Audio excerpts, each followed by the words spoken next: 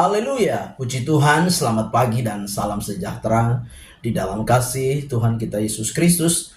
Kita bersyukur kepada Tuhan kalau pagi hari ini kita dapat bertemu kembali, berjumpa lagi di dalam keadaan yang baik, keadaan yang sehat dan diberkati Tuhan. Nah, pagi yang baik ini sebelum kita beraktivitas, mari kita menyediakan hati kita, menyediakan diri kita untuk kita bersama-sama mendengarkan firman Tuhan. Mari kita berdoa. Bapa di dalam surga, di dalam nama Yesus Kristus Tuhan kami sungguh bersyukur oleh karena anugerah-Mu yang kami nikmati dalam hidup kami. Terima kasih Engkau yang memperkenankan kami ada sampai pagi hari ini. Sebabnya sebelum kami beraktivitas, kami mau mendasari seluruh aktivitas kehidupan kami dengan kebenaran firman-Mu. Berkati kami semua ya Tuhan. Kami mengucap syukur. Dalam nama Tuhan kami Yesus Kristus kami berdoa. Haleluya. Amin. Puji Tuhan.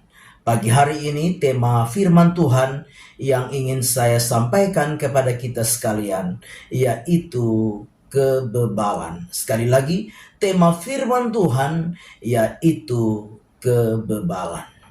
Mari bersama-sama kita memperhatikan firman Tuhan di dalam Mazmur pasal yang ke-14. Mazmur pasal yang ke-14 ayat yang pertama.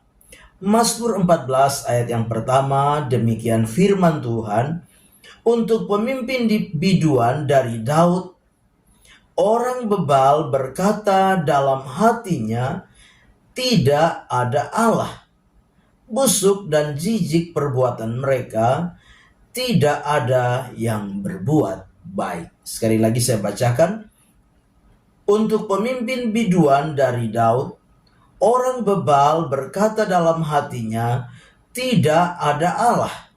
Busuk dan jijik perbuatan mereka, tidak ada yang berbuat baik.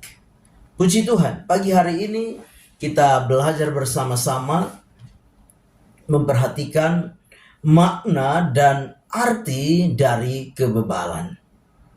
Sebuah ungkapan dan pernyataan yang disampaikan oleh Daud di dalam pembacaan firman Tuhan dikatakan untuk pemimpin biduan dari Daud.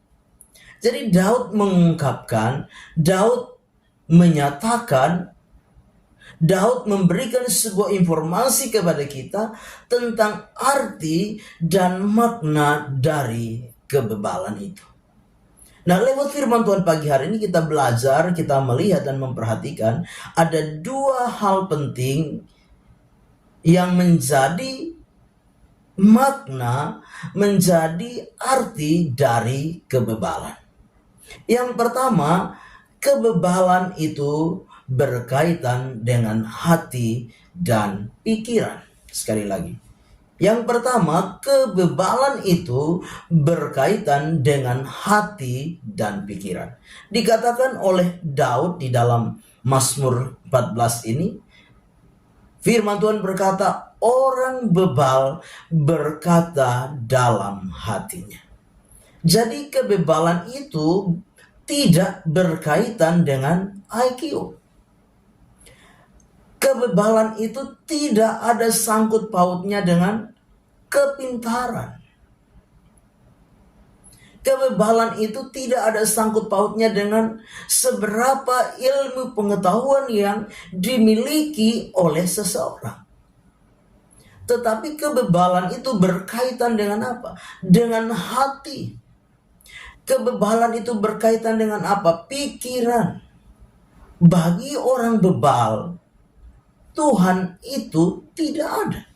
Bukan berarti orang bebal itu tidak tahu Tuhan. Orang bebal bukan berarti tidak mengerti adanya Tuhan. Dia tahu. Dia mengerti bahwa Tuhan itu ada. Sekalipun orang itu, manusia itu tidak mengakui keberadaan Allah, tidak mengakui keberadaan Tuhan, bukan berarti Tuhan tidak ada. Tuhan tidak membutuhkan pengakuan manusia tentang keberadaannya. Manusia mau mengakui atau tidak mengakui keberadaan Allah, manusia mau mengakui atau tidak mengakui keberadaan Tuhan, Tuhan itu tetap ada. Nah, Bapak Ibu jemaat yang kekasih di dalam Tuhan kita Yesus Kristus, orang bebal adalah orang yang sekalipun mengerti, sekalipun menyadari bahwa ada Tuhan, tetapi di dalam sikap dan tindakannya, di dalam hatinya, dia tidak punya sebuah hubungan, dia tidak punya sebuah relasi dengan Tuhan. Karena apa? Karena dia tidak mengakui adanya Tuhan. Bapak Ibu jemaat yang kekasih, kita bisa melihat di sekitar kita. Kita mungkin pernah mendengar ada orang-orang di sekitar kita yang apa? Yang tidak mengakui adanya Tuhan. Bahkan yang apa? Tidak mengakui bahwa dirinya adalah orang yang memiliki keyakinan, kepercayaan kepada Tuhan. Orang-orang seperti ini adalah apa? Orang-orang yang apa? Bebal. Karena apa? Hatinya, pikirannya, sebagai raja yang apa? Yang mengambil sebuah keputusan di dalam dirinya bahwa apa? Dia tidak mengakui akan keberadaan Tuhan di dalam kehidupan. Itu sebabnya dia tidak pernah ingat kepada Tuhan. Dalam aktivitasnya, dalam kehidupannya, dalam kesehariannya, dia tidak membutuhkan dan memerlukan Tuhan di dalam hidup. Ada banyak orang yang beraktivitas, bekerja, berkarya, tapi dia tidak punya hubungan dengan Tuhan. Dia tidak punya relasi dengan Tuhan. Dia tidak mencari Tuhan. Dia tidak membutuhkan Tuhan. Dia tidak mengambil satu kesempatan untuk apa? Untuk bersekutu dengan Tuhan. Orang-orang seperti ini adalah apa? Orang-orang yang bebal. Kenapa? Karena dia hatinya sudah jauh dari Tuhan. Hatinya tidak punya lagi satu koneksi dengan Tuhan. Punya satu hubungan dengan Tuhan lagi. Nah, Bapak Ibu jemaat yang kekasih, mari pagi hari ini kita mau kembali kepada diri kita. Bagaimanapun kita harus menyadari bahwa Tuhan itu ada. Dan kalau kita menyadari Tuhan itu ada, mari kita harus menyadari bahwa apa? Kita perlu Tuhan di dalam hidup kita. Kita membutuhkan Tuhan di dalam hidup kita. Sehebat siapapun kita, kalau bukan Tuhan, kita tidak bisa berbuat apa-apa. Tanpa Tuhan, kita tidak akan mampu melakukan sesuatu. Sekuat, sepintar, segagah, seperkasa siapapun itu manusia, apalagi kalau dia menyangkali keberadaan Tuhan di dalam hidupnya, dia harus tahu bahwa satu saat dia pasti membutuhkan Tuhan di dalam hidup ini. Yang kedua, kebebalan dalam pemahaman, dalam pengertian sebagaimana Mazmur pasal 14 ayat yang pertama. Kebebalan itu memiliki makna, yaitu kehidupan yang perbuatannya selalu melakukan kefasikan atau kejahatan. Perbuatannya selalu diwarnai dengan kefasikan dan kejahatan.